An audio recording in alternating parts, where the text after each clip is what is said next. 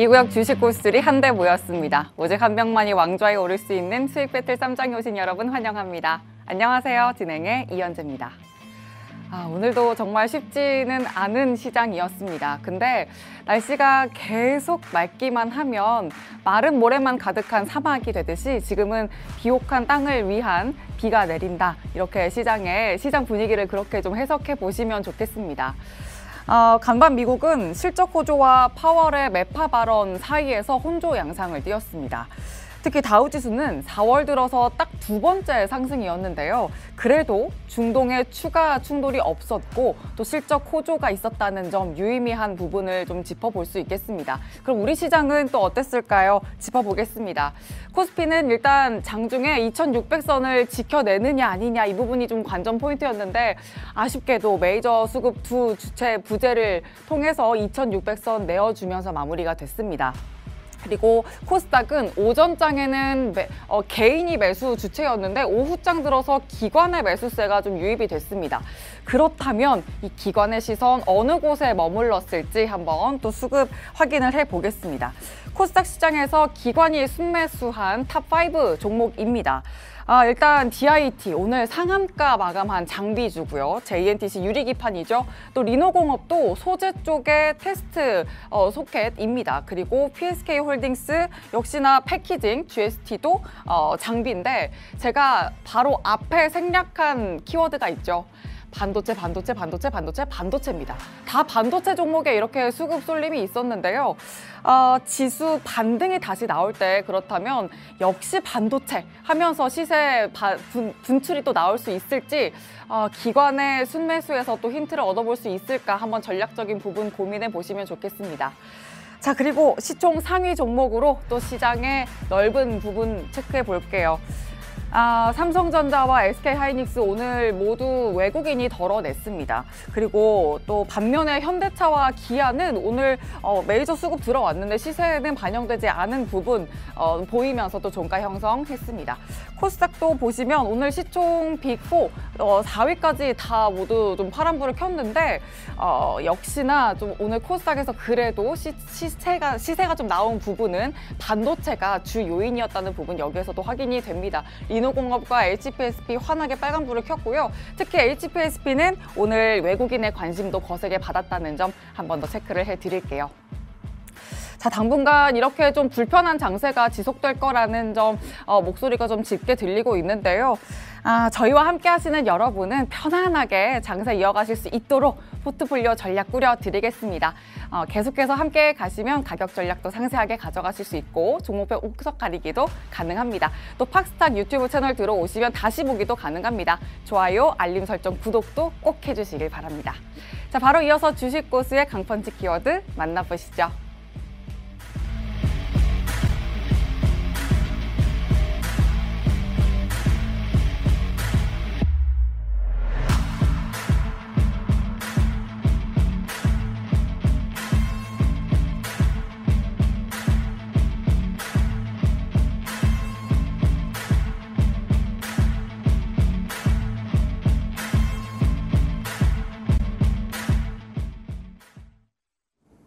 네, 시장을 이기는 강한 펀치, 강펀치 키워드 두 가지 살펴보도록 하겠습니다. 먼저 첫 번째 키워드 열어볼게요. 첫 번째 키워드는 삼고 시대에서 살아남는 방법입니다.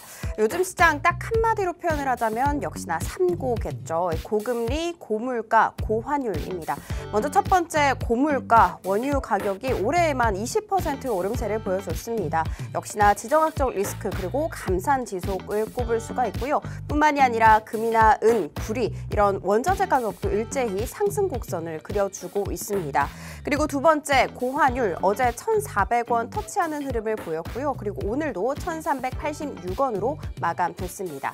그리고 마지막 가장 문제가 되는 것은 바로 고금리겠죠.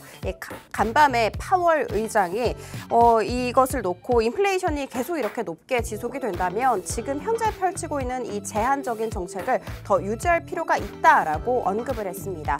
이뿐만이 아니라 IMF에서도 미국 경기를 놓고 생산과 고용 그리고 수요까지 탄탄하게 뒷받침되어주고 있는데 그 이유는 바로 미국의 과잉 재정 지출 때문이다. 이런 것들이 만약에 잡히지 않는다면 인플레이션 재점화 우려가 있는 만큼 앞으로 이 금리 인하에 대해서 조금 더 신중해야 한다라는 입장을 밝힌 바가 있었습니다. 당분간 삼고 시대가 계속해서 지속될 것 같은데요. 우리 멘토님은 어떻게 살아남고 계실까요? 잠시 후에 여쭤보도록 하겠습니다. 그리고 두 번째 키워드 열어보도록 할게요. 두 번째 키워드는 실적만이 살 길입니다. 키워드 1회에 대한 답을 바로 이번에 주신 것 같은데요. 지난 분기 어닝 서프라이즈를 내놨던 엔비디아가 간밤 힘든 장 속에서도 1% 넘게 오름세로 마감됐습니다. 그리고 국내에서도 곧 실적 발표가 이제 시즌이 도래하게 될 거죠. 이 삼성전자 최근에 잠정 실적 발표를 내놨는데요. 전년 동기 대비해서 무려 930% 넘는 수치가 발표됐습니다. 시장 예상치 최상단보다도 훨씬 더 웃돈 수치였죠. 이로 인해서 반도체 소부장 작년에 대비해서 실적 개선 크게 이루어지지 않을까 하는 기대감까지 함께 모아지고 있습니다. 그리고 뿐만이 아니라 대표적으로 화장품 실적 개선 이뤄질 것이다라고 꼽는 섹터 중 하나가 될 수 있겠죠. 그리고 오늘 식약처에서 1월부터 3월까지 국내 화장품 수출액을 해봤더니 역대 최고를 기록했다라고 합니다.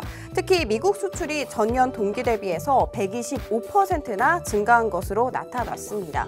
그 외에도 방산도 있고요. 그리고 타이어도 있고요. 그리고 조선도 있습니다. 정말 기대되는 섹터들이 많은데 우리 멘토님은 이 중에서 어떤 것에 가장 집중하고 있을지 여쭤보도록 하겠습니다. 두 가지 키워드 마무리하겠습니다.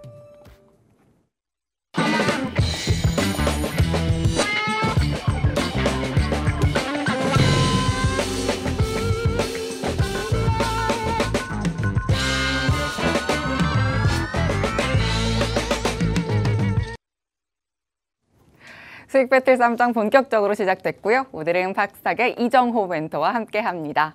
멘토님 어서 오세요. 네, 안녕하세요. 네, 오늘은 아주 자연스럽게 네. 스타일링하고 오셨네요. 네, 모자 맞습니다. 안 쓰셨어요. 야, 제가 모자 썼다고 어디서 놀림 받으셨다고. 아니에요. 안 그렇습니다. 아니에요? 항상 다들 잘생겼다 그러고만 칭찬만밖에 안 해주세요. 아, 다행이에요. 네, 알겠습니다. 자, 멘토님은 그렇지만 시장은 좀 안녕하지가 못해요. 일단 왜 우리 조정 시 매수 관점 이런 네. 말 되게 많이 네, 하잖아요. 맞습니다. 근데 사실 이렇게 조정이 나와도 네. 매수하기가 진짜 쉽진 않은 것 같아요. 오늘 시장이 더 특히 그런 시장이 되지 않았나라는 생각이 들고 있어요. 오늘 시장 어떻게 보면 장 초반에 어느 정도 상승 탄력을 보면서 이제는 반등이 나오는 거 아니야? 이런 생각을 갖고 시장을 대응하셨던 분들이 많을 거예요. 근데 장 막판으로 가면서 시장이 급락이 나왔는데 어떻게 보면 미국 증시에 상장된 ASML이 실적 발표를 하면서 예상치보다 좀 더 안 좋게 나왔다 이런 이슈 때문에 전체적으로 국내 반도체 관련 기업들이 하락세가 나오면서 지수 동반 하락세가 나왔는데 생각보다 쉽지 않은 장세가 연출되고 있다라고 저는 생각이 들어요. 근데 또 거짓말처럼 또 이제 국내 증시가 끝나자마자 미선물 나스닥 증시는 반등하는 모습세가 나왔는데 조금 어떻게 본다면 국내 시장을 참여를 했던 분들은 좀 짜증나는 하루였지 않나라는 생각이 들고 있습니다. 좀 어떻게 보면 네. 짜증 날 수 있죠. 네. 근데 그럼 곧 상승장이 온다고 생각하고 네. 좀 정말 조정 시 매수 관점을 기회로 포착해도 괜찮을까요? 네, 조정이라는 거는 나중에 봤을 때 그 자리가 조정이구나라고 저는 생각이 들어요. 나중에. 네, 그러니까 조정이라는 거는 어떻게 본다면 공포에 살 수 있는 사람들이 말할 수 있는 단어다라고 생각이 들고 있고 오늘도 어떻게 본다면 여김없이 제가 삼고 시대에 살아남는 법을 갖고 왔습니다. 이 말은 뭐냐? 공포에 사야 된다라고 저는 말씀을 해드리고 싶어요. 근데 그래도 너무 무서운데 무지막지 사는 게 아니라 이 공포를 이겨낼 수 있을 정도의 매력이 있는 회사를 찾아야 된다는 겁니다. 그러니까 기존에 내가 많이 물려 있으니까 내가 많이 물려 있던 종목을 여기서 물타기를 해야지 이게 아니라 시장은 바뀌었습니다. 내가 샀던 그때랑 지금이랑 뭐가 달라졌냐? 물가, 환율, 그리고 금리 뭐 이런 부분이 다 올라갔다. 그러니까 시대에 맞는 종목을 사야 된다. 라고 저는 말씀해드리고 싶습니다. 지금 시장에 딱 맞는 강펀치 키워드를 또 챙겨와 주신 것 같습니다. 첫 번째 키워드부터 확인을 해볼게요. 오늘 강펀치 키워드로 또 시장을 더 세밀하게 살펴보죠. 삼고 시대 살아남는 방법, 이게 또 첫 번째입니다. 계속 이어서 말씀을 네. 해주시면 좋을 것 같아요. 지금 시장 계속 삼고 이 이야기가 네. 뭐 사실은 그 우리 코로나 팬데믹 때 또 나왔던 이야기인데 네. 다시 나오고 있어요. 다시 언급되고 있는데 뭐 어떻게 살아남을 수 있을까요? 아니 멘토님은 어떻게 살아남고 계세요? 저는 뭐 시장을 바라보는 관점이 더 달라졌다. 기존에 제가 대응했던 방법은 어떻게 보면 수익을 더 최대한 많이 가져가야 된다. 이런 생각이었지만 지금 시장은 어떻게 본다면 방망이를 좀 짧게 잡고 가는 전략이 맞다라고 생각이 들어요.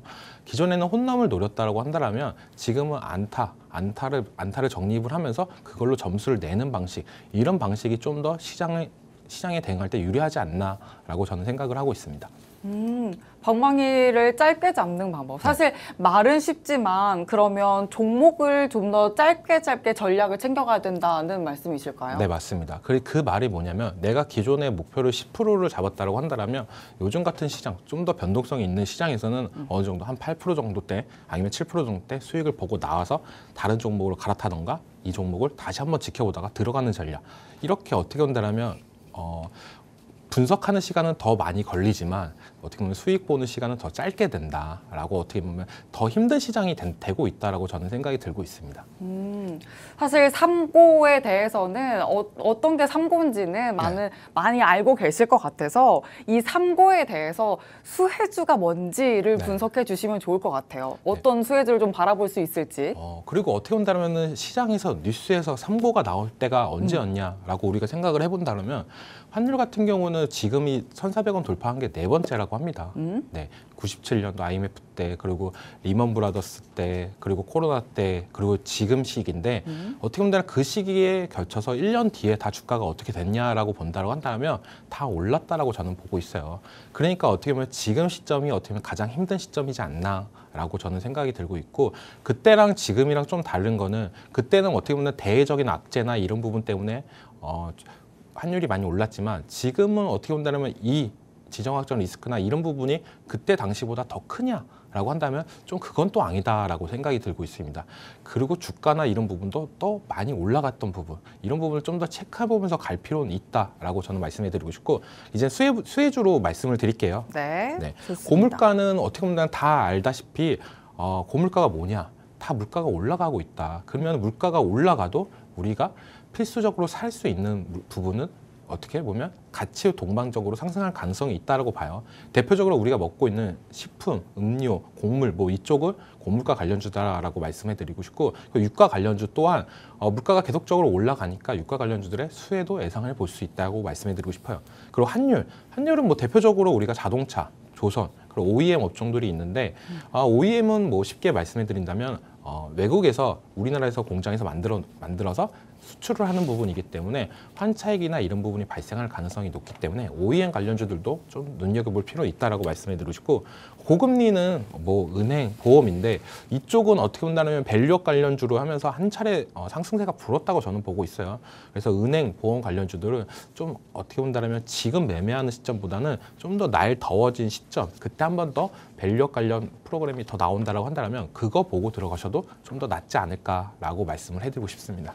그리고 제가 어제 시황에서도 한번 언급을 했었는데 지금 환율이 오르는 이 상승 추세는 탈세계화와 관련해서 좀 이전에 언급해 주셨던 뭐 금융위기와 또 코로나 때 상승했던 이 환율 상승의 추세와는 좀 다르다. 그래서 환율이 상승하는 게 당연하다. 이렇게 또 분석이 나오기도 하더라고요. 이 부분에 대해서는 또 어떻게 보세요? 네, 맞습니다. 다 어떻게 보면 당연할 수밖에 없다는 게 미국과 우리나라의 금리 역전차가 제일 크다라고 봐요.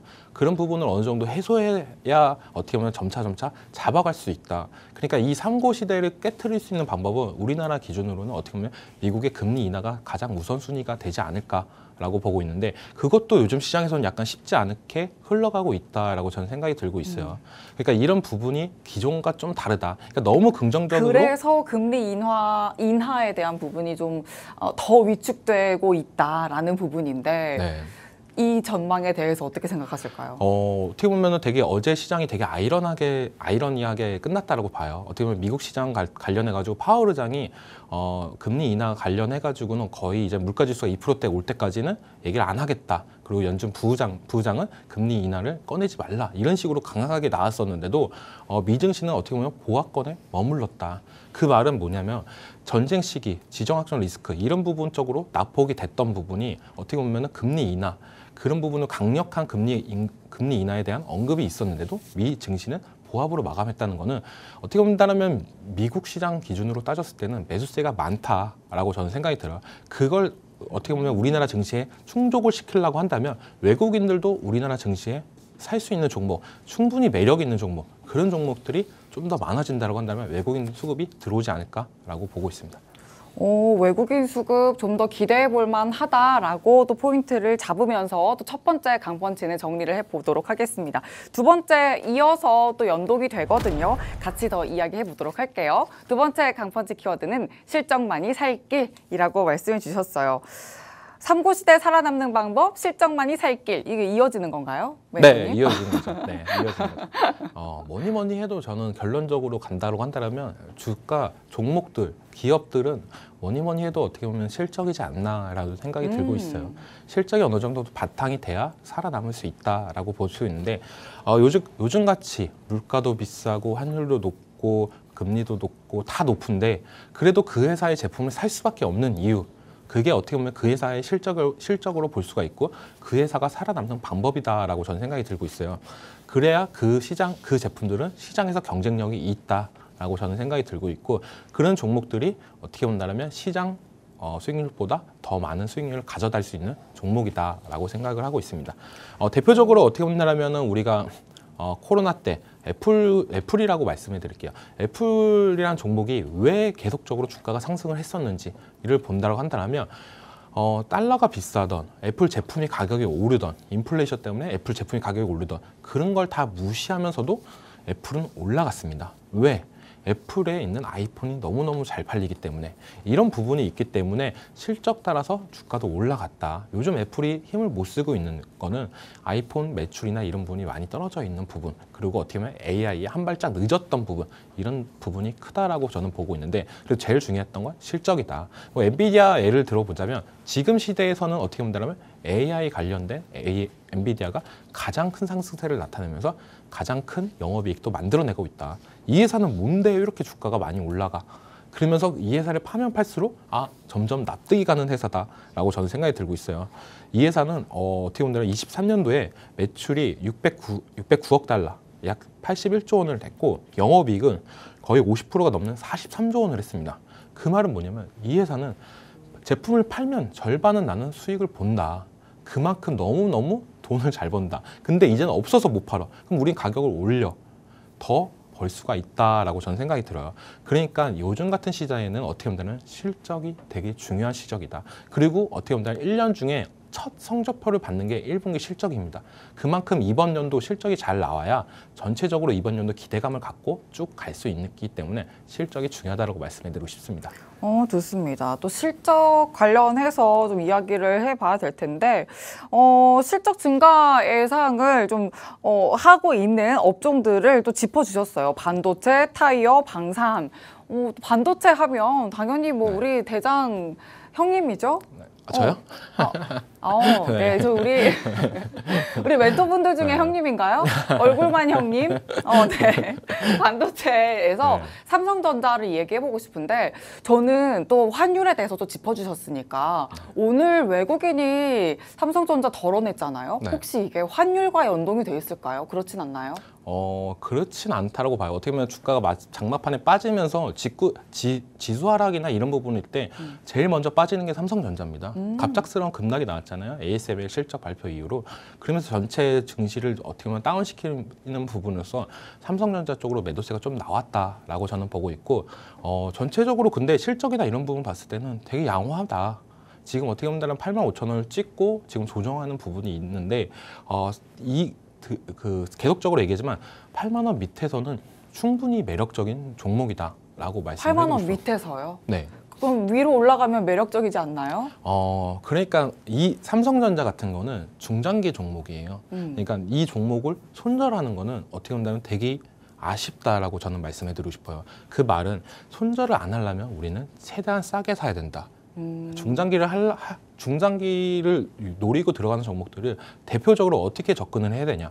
내가 너무 비싸게 사면 너무 괴롭습니다. 네. 근데 그건 모든 종목이 그렇죠. 근데 중장기는 더 그렇죠. 단기적인 종목을 음. 접근했을 때는 내가 이 종목이 내가 생각했던 것처럼 안 간다 하면은 어느 정도 손절하고 다른 종목을 갈아탈 수 있는데, 내가 중장기로 들어갔던 종목들은 내가 너무 비싸게 샀다. 그러면 이 종목은 너무 괴롭습니다. 그러니까 싸게 사야 된다라고 저는 말씀해드리고 싶어요. 근데 충분히 8만 원 밑에서는 매력적인 가격이다라고 말씀을 해드리고 싶습니다. 오, 그러면 삼성전자 지금 매수 기회다? 네, 기회죠. 왜냐면은 오. 어떻게 본다면 1분기 실적을 보고 들어간다라고 저는 말씀을 해드렸었는데, 실적이 생각보다 너무 잘 나왔어요. 시장 예상치보다 너무 잘 나왔기 때문에 이 반도체 이번 연도 실적, 작년에 너무 안 좋았으니까 이번 연도, 그리고 덮친 데 엎친 격으로 HBM까지도 엮어버리면서 이 삼성전자에 날개까지 달았다라고 저는 생각을 하고 있습니다. 좋습니다. 그리고 또 두 번째 타이어도 잡아주셨는데, 저는 자동차와 연계해서 안 그래도 부품주 쪽을 여쭙고 싶긴 했었거든요. 코리아 FT 쪽도 그 이조 멘토님과 그 네. 마지막에 종목 리뷰했을 때도 전망 되게 괜찮게 주셨었고, 오늘 한국 타이어를 가져와 주셨네요. 여기 한국 타이어 이야기를 해주시는 것 같은데, 한국 타이어 좀 긍정적으로 보고 계신 걸까요? 네, 타이어 관련주는 긍정적으로 보는데, 뭐 대표적으로 뭐 삼성전자, 한국타이어 이런 종목들은 중장기 종목이다라고 말씀을 해드리고 싶어요. 그러니까 추세를 어느 정도 한 번 타면은 계속적으로 올라갈 가능성이 높다. 그걸 나타내는 지표는 어떻게 보면 실적이다라고 말씀을 해드리고 싶은데, 이 타이어 관련 업종들은 환율이 올라가면 올라갈수록 수혜를 많이 보는 업종 중에 대표 업종이다라고 말씀을 해드리고 싶어요. 그러니까 요즘 같이 고환율 시점에서는 한국타이어 같은 경우는 너무 좋게 전망을 할 수가 있다. 그러니까 전체적인 타이어 관련 종목들이 실적 예상치가 다들 좋게 나오고 있다. 근데 주가 상승은 어떻게 본다면 다른 종목에 비해서 그렇게 크진 않습니다. 왜냐하면 이 종목이 어떻게 본다면 많은 기대감을 갖고 많이 올랐다가 지금 떨어지고 반등하는 모습이기 때문에 지금은 어떻게 본다면 다른 종목에 비해서 상승세는 더딜지 모르겠지만 이번 연도까지 길게 본다. 만약 내가 환율이 계속적으로 올라갈 거야라고 생각을 하시는 분들이 많다라고 한다면 이 타이어 관련주들은 눈여겨볼 필요는 있다라고 그러고, 왜 타이어 관련주를 봐야 되냐, 또 전기차 시대로 넘어가면서 타이어 가격이 많이 올랐습니다. 거의 30%가량 올랐습니다. 왜 올랐냐? 전기차는 무겁습니다. 근데 그 무거운 거를 견디려면 타이어 두께나 이런 부분도 많이 올라가고 소모량도 더 빨라졌기 때문에 전기차 시대로 넘어가면 넘어갈수록 이 타이어 관련주들은 더 매력적이게 느낄 수밖에 없다라고 말씀해드리고 싶습니다. 그러면서 실적까지 챙겨갈 수 있다고 예상하시는 걸까요? 네, 맞습니다. 좋습니다. 또 중장기로 가격적인 메리트까지 챙겨갈 수 있다. 그리고 환율 수혜도 얻어갈 수 있다는 부분 타이어에서도 챙겨주셨습니다. 방산은 뭐 실적주에서는 말할 것도 없고, 저는 또 하나 질문을 드리고 싶은 게, 실적하면 오늘장에서는 소비주 쪽에서도 좀 움직임이 있었거든요. 중국 관련해서요. 네, 소비주 안에서 이야기를 할 수 있는 게 화장품이에요. 이제 중국발은 사실 몇 년 동안 좀 많이 중국에서 움직임은 좀 거기에선 실적이 나오지 않아 이랬는데, 그래서 좀 북미나 뭐 다른 유럽 쪽에서 좀 더 실적을 챙겨야 된다고 했었는데요. 근데 이제는 중국에서도 좀 기대감 가져갈 수 있을까요? 또 휴가 시즌도 있고요. 중국이 어떻게 본다면 많은 암흑기를 겹쳤어요. 지금이 어떻게 보면 부동산 폭락, 그리고 현물자산 같이 떨어지고 주가도 막 하향세가 나타나고 이런 모습세가 나왔는데, 이제는 중국에서 부양정책이나 이런 부분이 계속적으로 나오면서 작년과 이번 연도는 좀 다를 거다라고 하면서 좀 더 살아나는 모습세가 나오고 있다라고 생각이 들고 있어요. 그만큼 중국 정부에서도 노력하는 부분, 그런 부분이 이제는 어떻게 보면 중국 자본이나 이런 부분이 좀 더 들어오지 않나. 그러면서 화장품 관련주들이 어떻게 보면 상승세가 오늘 좀 나타났고, 그 소비 관련주들이 나타났던 이유 중에 그런 부분이 크지 않았나라고 생각이 들고 있고, 저는 이 부분도 좀 더 긍정적으로 보고 있습니다. 왜냐하면 중국이 언제까지 계속적으로 하락만 할 거냐, 그건 또 아니다라고 생각이 들고 있어요. 그러면 매크로 측면에서는 소비 둔화세, 이건 또 어떻게 이면적으로 가져갈까요? 소비 둔화세. 그러니까 그거에 대해서 맞춰가는 전략이 필요하다. 요즘에 제일 많이 나오는 단어는 어떻게 보면 양극화 이런 부분이 나오는데, 그러니까 너무 비싼 제품들은 또 잘 나가고 너무 싼 제품도 잘 나가는데, 딱 중간에 있는 부분은 잘 안 나가는 부분이 있어요. 그러니까 어떻게 보면 제품의 포지션 차이에 따라서 주가의 등락이나 이런 기업들의 영업 실적이나 이런 부분이 나타나지 않을까라고 보고 있습니다.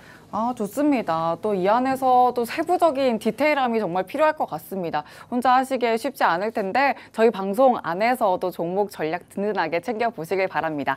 오늘 두 가지 키워드 챙겨주셨어요. 삼고시대 살아남는 방법, 실적 많이 살길, 이렇게 또 정답까지 알려주셨는데요. 저희 다음 순서에서 종목 전략 더 세세하게 세워보겠습니다. 그 전에 상황실 들렀다 올게요. 장은혜 캐스터 나와주시죠. 네, 저희 더 강해진 수익 배틀 쌈장, 더 강해진 라인업부터 소개해드리도록 하겠습니다. 네, 보이시는 것처럼 전석 멘토님과 운수대통 박재환 팀이 참석하게 됐습니다. 그렇기 때문에 명승부사 양진영 멘토님, 이정호 멘토님, 진짜 주식팀, 더 강해진 어벤져스 라인으로 꾸려졌습니다. 자, 그러면 더 새로워진 룰도 알려드려야겠죠. 바로 두 달간의 수익률 대결이 펼쳐지게 됐습니다. 그렇기 때문에 단기 수익뿐만이 아니라 중장기 수익도 다 가져가실 수가 있습니다. 가장 크게 달라진 점은 바로 최대 종목이 7개에서 5개로 줄어들었다라는 것입니다. 요즘 시장이 너무나도 발빠르게 변하고 있기 때문에 훨씬 더 긴밀하게 대응하기 위해서, 그리고 이 종목 선별 정말 심혈을 기울여서 우리 멘토님들이 해주시거든요. 그 노력이 더 빛을 발했으면 하는 마음에 이렇게 구성을 했는데요. 이렇기 때문에 우리 시청자분들께서도 훨씬 더 멘토님들 쉽게 따라올 수 있게 됐습니다. 그리고 저희는 방송 출연 일에만 전략 변경 가능하다라는 거 체크해 드리도록 할 테고요. 그리고 마지막 수익률은 저희가 목표가 기준으로 해서 산출하고 있기 때문에 무엇보다도 목표가 제시 중요하다라는 것도 알려드리도록 하겠습니다. 자, 그러면 시즌3 수익 배틀 쌈장 첫 번째 포트폴리오 공개해 보도록 하겠습니다. 어제 출연을 해주셨던 명승부사 양진혁 멘토님이신데요. 4가지 종목 모두 다 편입 너무나도 잘 됐습니다. 그 중에서도 삼양식품 같은 경우에는 시초가로 공략을 해주셨는데 와, 장중에 8% 넘게 오르면서 26만 6천 원 터치하는 모습 보여줬습니다. 이렇게 시초가라는 좋은 매수가를 잘 제시를 해줬기 때문에 이 정도 수익을 누려갔다라는 거 체크해 드리도록 할 테고요. 그리고 마지막 3가지 종목도 잘 편입이 됐습니다. 그리고 저희가 사실은 월요일에 전석 멘토님이 출연을 해주셔야 되는데 특집 방송으로 인해서 출연을 못했잖아요. 그래서 제가 대신해서 종목 편입을 하겠다 하고 들고 왔습니다. 공개 바로 해보도록 하겠습니다. 보이시는 것처럼 이길 편입 기준 제시가라는 거 알려드릴 테고요. 보이시는 것처럼 삼성전자 들고 오셨습니다. 오늘 외국인 매도세 8만전자 깨고 내려앉는 모습이었거든요. 종가가 일단 78,900원이었습니다. 그래도 9조 원에 가까운 이 보조금이 있기 때문에 내일 79,000원으로 매수를 하겠고요. 그리고 목표가는 95,000원, 손절가는 71,000원 잡아주셨습니다. 그리고 SNS텍 같은 경우에도 역시나 반도체 관련 종목인데요. 요즘 흐름 박스권에 갇혀 있습니다. 이 종목 같은 경우에는 매수가 46,100원, 목표가는 6만 원, 손절가는 38,000원 제시해 주셨습니다. 그리고 마지막 원택 들고 오셨는데요. 미용기기 대표 종목이라고 할 수 있죠. 오늘 4% 가까이 오름세를 보여주면서 종가가 11,020원에 형성이 됐는데 매수가는 1,750원, 목표가는 14,000원, 손절가는 9,400원으로 제시가 됐습니다. 이것은 내일 기준이다라는 거 다시 한번 알려드리도록 하겠습니다. 그리고 오늘 지금 함께하고 계시는 우리 이정호 멘토님 같은 경우에는요. 종목을 2개나 이렇게 상한가에 보내버리는 기염을 토해낸 바가 있습니다. 그래서 무엇보다도 지금 앞으로 어떤 종목 들고 오실지 많이 기대가 되는 분이거든요. 이분과 함께하시고 큰 수익 누려가시면 좋겠습니다. 지금까지 상황실이었습니다.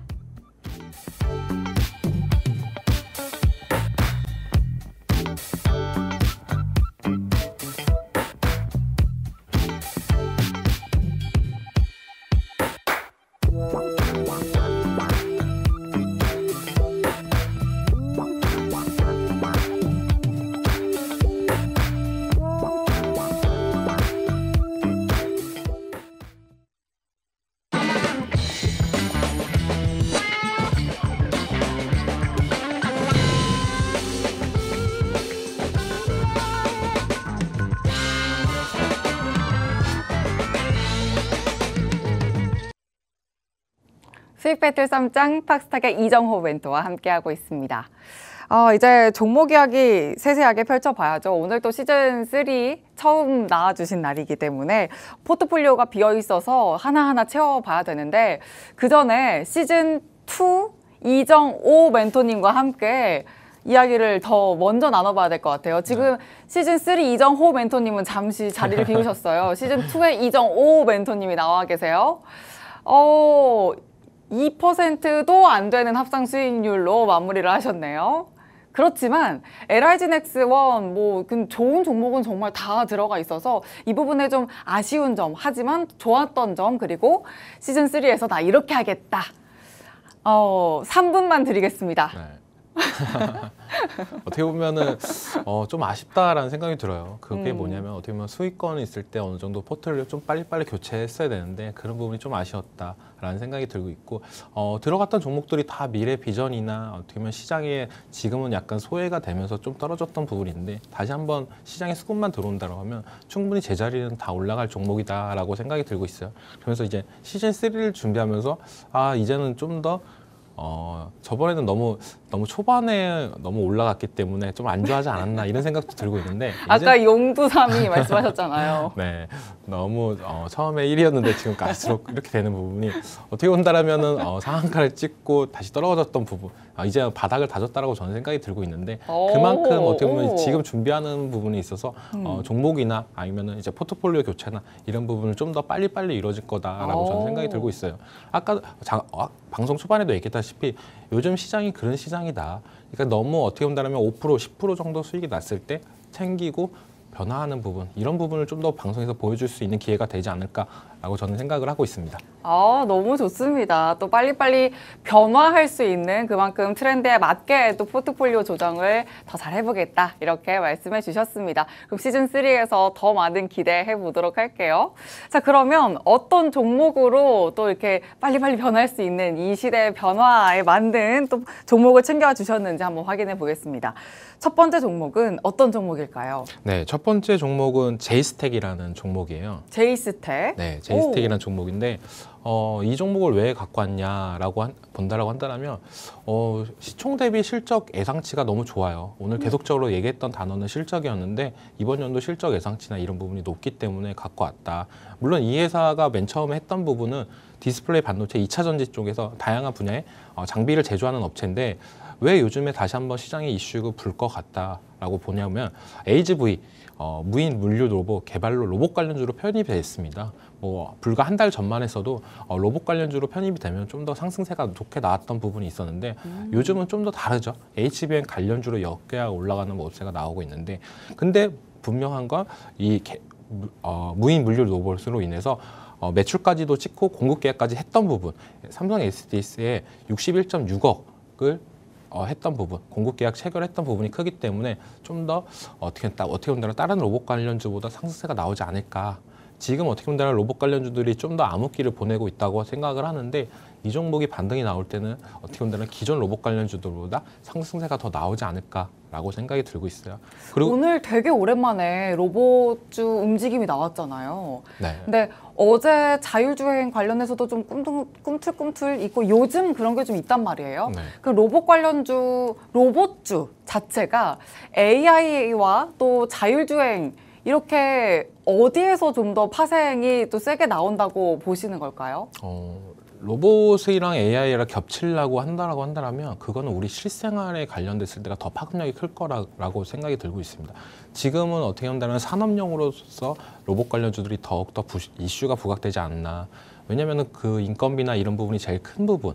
그리고 AI랑 로봇이랑 결합될 때는 좀 더 생활의 편의성이 올라가는 부분.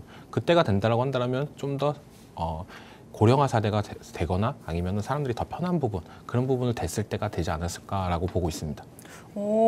그럼 멘토님 가져와 주신 종목은 네. AI와 자율주행 어느 쪽이 좀 더 가깝나요? 이 종목은 산업용 물류 로봇입니다. 그러니까 우리가 대표적으로 그 자동화 공장에서 어떻게 보면 무거운 물건을 들고 옮길 때 어떻게 보면 사람이 했던 부분을 로봇이 하면서 좀 더 편하게 인건비 절감이나 이런 부분이 나올 수 있는 부분이 크기 때문에 좀 더 매력적으로 다가오지 않나. 어떻게 본다면 고물가, 고금리, 고환율 이런 부분을 다 해결할 수 있는 부분은 기업 입장에서는 인건비 절감일 수밖에 없다라고 저는 보고 있어요. 그런 부분에 있어서 어떻게 보면 로봇 관련주들이 좀 더 상승세가 나오지 않을까. 지금은 그래서 너무 왜 보통 인원 감축하면 주가가 상승하잖아요. 인원 네. 감축 관련한 이슈가 나오면. 네. 근데 이번에 테슬라는 하락을 했어요. 이게 워낙 테슬라 관련해서는 악재가 많았어서 그런 걸까요? 테슬라 관련해가지고 어떻게 보면 임원 가축 10%를 한다고 하는데 주가는 어떻게 보면 반대로 갔습니다. 그 말은 뭐냐면 저는 그렇게도 생각할 수가 있어요. 테슬라가 어떻게 보면 제일 많은 꿈을 갖고 있었던 종목이었는데 그 꿈이 이제는 많이 무너졌다. 뭘로 인해서? 실적이나 이런 부분 때문에 인도량이 줄고 실적이 안 나오면서 좀 더 2차 전지가 좀 더 내가 생각했던 부분보다 또 오래 걸리는 거 아니냐? 이런 부분이 생각을 할 수가 있기 때문에 그런 어떻게 보면 미래 기대치를 수급들을 엔비디아가 다 가져가면서 엔비디아는 더욱더 올라가는 부분이 크다라고 보고 있습니다. 아, 네, 좋습니다. 이제 조금 더 종목으로 돌아와서 이제 가격 전략은 어떻게 해주실까요? 네. 이 종목 같은 경우는 내일 시초가에 들어가는 전략이 유효하다라고 말씀을 해드리고 싶어요. 지금도 주가는 어떻게 본다면은 그렇게 딱 좋은 가격대라고 보고 있습니다. 박스권에서 움직이고 있는데 지금 한 단계 올라갔습니다. 박스권이. 그러면서 이 자리 10,000원만 돌파한다면 더 큰 상승세가 나올 거다라고 저는 보고 있고 내일 시초가에 들어가는 전략 그리고 목표가는 1차적으로 11,000원 부분까지는 충분히 노릴 수 있다. 그리고 손절가는 7,500원이다. 근데 아까도 얘기했다시피 이제는 제가 좀 반했습니다. 시즌3로 오면서. 그러니까 물론 목표가를 가지고 대응을 할 거지만 시장이 네. 좀 더 여기서 변한다. 그러면 다음 주에 어떻게 본다면 다른 종목으로 변경도 될 수 있는 점. 그러니까 방송을 계속적으로 신청해야 된다는 점 말씀해 드리고 싶습니다. 좋습니다. 제이스택 첫 번째 종목으로 또 편입 종목으로 말씀해 주셨고요. 가격 전략 다시 한번 정리해 드릴게요. 내일장 시초가가 매수 시점이고요. 또 목표가 11,000원, 손절가는 7,500원 말씀해 주셨는데 또 시즌3 이정호 멘토로 돌아오시면서 다시 또 포부를 말씀해 주셨죠. 포트폴리오 전략 다르게 가져가겠다. 그리고 1위 계속해서 가져가겠다 말씀해 주셨는데 다음 주 전략은 또 어떻게 달라질지 모릅니다. 계속 시청해 주시면서 제이스택 전략도 꼭 챙겨보시길 바랍니다. 자, 두 번째 종목 가겠습니다. 어떤 종목일까요? 네, 두 번째 종목은 어떻게 본다면 아까도 얘기했다시피 어떻게 보면 소비 관련주로 넘어갈 수 있는 부분도 있다라고 말씀해드리고 싶어요. 이 종목명은 에코마케팅이라는 종목입니다. 에코마케팅? 네. 광고주인가요? 네, 맞습니다. 어떻게 보면 광고 주력이었는데 이 회사가 광고를 너무 잘하니까 자기네 자체 브랜드까지도 만들면서 그 브랜드까지도 너무 잘 팝니다. 대표 광고가 있나요? 또 우리나라 광고에서는 제일 1등이다라고 했어요. 대표 광고는 저도 지금 기억나는 게 없네요. 네. 네. 그만큼 어떻게 본다면은 파급력이 있는 회사다. 요즘 오늘 어떻게 보면 틱톡샵 관련해가지고 광고 틱톡샵. 광고주들이 많이 올랐던 모습세가 있었잖아요. 네. 근데 그 종목들 많이 올랐던 오늘 틱톡 관련한 이슈를 단순 테마가 아니라 좀 지속성이 있는 이슈라고 보시는 걸까요? 근데 이 종목은 그 전부터 계속 올라갔던 종목이에요. 그 종목들은 오늘 올라갔던 뭐 10%, 20% 올라갔던 종목들은 어떻게 보면 시총도 낮은 종목이고 좀 가볍기 때문에 좀 더 테마성으로 올라갔던 종목인데 이 종목은 가던 길 계속적으로 올라가면서 지금 52주 신고까지도 노려보는 종목이다라고 말씀을 드리고 싶어요. 그렇게 왜 이런 시장에서도 올라가냐라고 본다라고 한다면 자체 브랜드 했던 부분이 좀 더 파급력 있게 해외 시장에서도 먹히고 있다. 우리가 마케팅 회사인데 우리가 만든 브랜드도 잘 먹히고, 그러니까 우리의 광고를 했던 분들, 그분들도 국내뿐만 아니라 해외까지도 노릴 때 우리가 더 마케팅을 할 수 있다. 이런 자신감이 어떻게 온다면 좀 더 파급력이 세지지 않을까라고 생각이 들고 있고, 요즘 같은 시대에 어떻게 본다면 아까도 얘기했다시피 외국인들이 살만한 종목, 그런 부분을 좀 더 봐야 된다고 말씀을 드리고 싶어요. 근데 이 에코 마케팅 같은 경우는 외국인 수급이 지금 너무 좋습니다. 외국인 기관들의 수급이 너무 좋다. 그러니까 환율이 올라가서, 환율이 계속적으로 올라가면 내가 국내 증시에 투자하면 손해 아니야? 왜? 원화가 떨어지니까. 근데 이 종목은 그만큼 수익률이 더 나을 가능성이 높다라고 판단하는 외국인들이 많아서 수급이 올라가는 거 아닌가? 저는 그렇게 보고 있기 때문에 이 에코 마케팅이라는 종목은 좀 더 잘 볼 필요는 있다라고 말씀을 해드리고 싶습니다. 좋습니다. 52주 신고가까지 터치 노려볼 수 있는 종목이라고 해주셨고, 또 외국인 수급도 좋다고 하셨습니다. 그렇다면 가격 전략은 또 어떻게 주실지 궁금하네요. 네. 이 종목은 오늘 딱 장막판에 너무 기대를 많이 했습니다. 왜냐하면 너무 많이 올라가면 지금 가격에서 좀 부담되는 자리인데 딱 원하는 자리까지 딱 마감이 되면서 너무 좋다. 라는 생각이 들고 있고 내일 시초가에 들어가는 전략도 유효하다라고 말씀을 해드리고 싶어요. 네. 어떻게 본다면 고점을 한번 찍어준 다음에 지금 조정이 들고 다시 올라가는 부분 이때부터 이제는 좀 더 상승세가 더 탄력을 받을 가능성이 높기 때문에 내일 시초가에 들어가는 전략이 유효하다고 말씀을 해드리고 싶고 네. 목표가는 2만 원까지 2만 원 상당히 높습니다. 이 멘토님 방망이 짧게 가져가야 된다고 했는데 왜 이렇게 높게 잡아? 네. 이 종목은 근데 어떻게 본다면 시즌 3가 끝날 때까지 좀 가져가고 싶은 종목이에요. 그만 한번 지켜보고 싶어요. 이 종목이 어디까지 올라가고 어디까지 상승세가 나올지. 네. 물론 요즘에 뭐 HBM 관련주들처럼 상승세가 익사이팅하게 나오진 않겠지만 좀 더 이 종목을 길게 가져간다고 한다면 좀 시장의 게임 체인지가 되지 않을까. 오늘 나왔던 틱톡샵 관련 그런 광고들보다 얘는 한 단계가 더 높은 광고 대행사이기 때문에 좀 더 매력이 있다라고 말씀해드리고 손절가는 12,000원을 잡고 대응하면 괜찮다라고 말씀해드리고 싶습니다. 시장의 게임 체인저로도 노려볼 수 있는 종목이라고 또 키워드 말씀해 주셨습니다. 가격 밴드 내일장 시초가로도 매수가 잡아주셨고요. 목표가 2만 원, 손절가 12,000원 이렇게 제시해 주셨네요. 기억해 보시길 바랍니다. 자, 다음 세 번째 종목은 어떤 종목일까요? 다음 세 번째 종목은 어떻게 보면 시장에서 제일 핫한 종목이지 않나라는 생각이 들고 있어요. 그럼 반도체 쪽. 네, 반도체입니다. 네, 반도체입니다. 나머지 두 종목은 이제 반도체예요. 네, 앞선 두 종목은 어떻게 본다면 실적 이런 부분에 영향을 많이 끼쳤다라고 한다면 이제 남은 두 종목은 어떻게 본다면 미래 기대치가 높다라고 보고 있어요. 제가 시장에서 지금 가장 미래 가치를 높게 평가하는 거는 유리기판 관련주입니다. 왜 유리기판 관련주를 제일 높게 보냐? HBM은 지금 있는 기술입니다. 근데 유리기판은 지금부터 이제 시작이지 않나라는 생각이 들어요.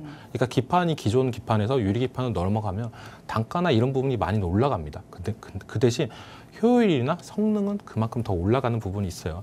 기존의 기판이 열에 취약한 부분 그리고 대형화가 힘들었던 부분을 유리기판으로 넘어가면 해소가 됩니다. 그 말은 고성능의 반도체도 생산 가능할 수가 있기 때문에 유리기판은 어떻게 본다면 진짜 게임 체인지가 되지 않을까. 그래서 많은 기업들, 미국, 일본 그리고 우리나라까지도 많은 기업들이 이 유리기판에 달려붙고 개발을 하고 있다라고 생각을 하고 있는데 이 필옵틱스는 그 중에서는 저는 진짜 누가 뭐래도 대장이다. 라고 생각이 들고 있어요.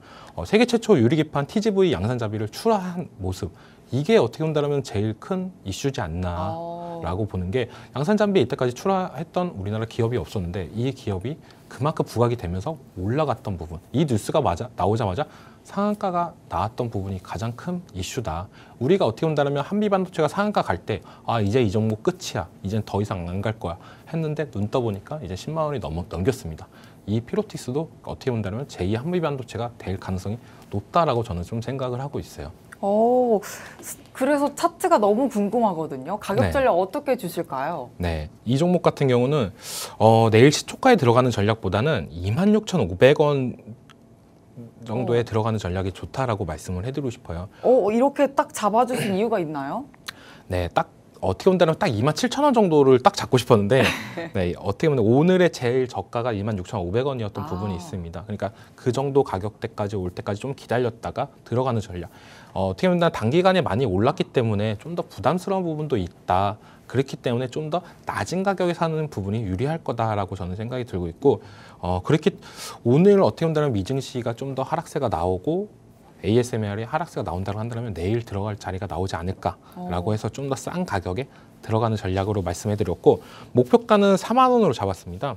4만 원으로 잡았는데 이 종목은 뭐 그렇게 높게 잡은 건 아니다라고 생각이 들고 있어요. 왜냐하면 한 번 올라갈 때 뭐 10% 20% 이렇게 올라갔던 부분이 있기 때문에 4만 원까지는 한 번 더 상승 탄력이 본다고 한다면 충분히 올라갈 가능성이 높고 4만 원을 돌파하면 한 번 재차 또 한 번의 상승 랠리가 나오지 않을까라고 생각이 들고 있습니다. 손절가는 21,500원을 잡고 대응을 하고 있는데 갑작스럽게 다음 주에 시장이 좀 변한다라고 한다면 이 종목도 어떻게 본다면 추세가 무너져서 떨어질 가능성도 높기 때문에 종목 체인지도 생각을 하고 있는 종목입니다. 이제까지 역대 그 텐베거 섹터들을 보면 뭐 바이오, 2차 전지 모두 다 뭐 메타버스 모두 다 밸류에이션 측정이 되지 않는다는 것 자체가 그 매력도가 있었던 것 같아요. 네, 맞습니다. 그런 거 보면 유리기판도 네. 밸류에이션 측정이 안 된다는 거 이것 자체가 무궁무진하게 상승할 수 있다는 게 아닐까 싶습니다. 네, 어떻게 보면 되게 좋은 말씀을 해주신 게 밸류레이션 측정을 못한다는 거는 어떻게 보면 우리가 꿈의 크기를 수치할 수 없다. 맞습니다. 그만큼 상승력이 한번 나올 때 올라간다. 지금 어떻게 보면 유리기판이 다들 생소한 단어가 될 수가 있지만 이게 어떻게 보면 전 세계적으로 개발이나 이런 부분이 더욱더 적극적으로 이루어진다고 한다면 이 피로티스의 주가 가치는 한 단계 더 올라갈 가능성이 높다라고 보고 있습니다. 좋습니다. 그렇게 해서 꼭 챙겨보셔야 될 종목이라는 점도 한 번 더 상기를 해드리고요. 피로틱스 세 번째 종목으로 주셨네요.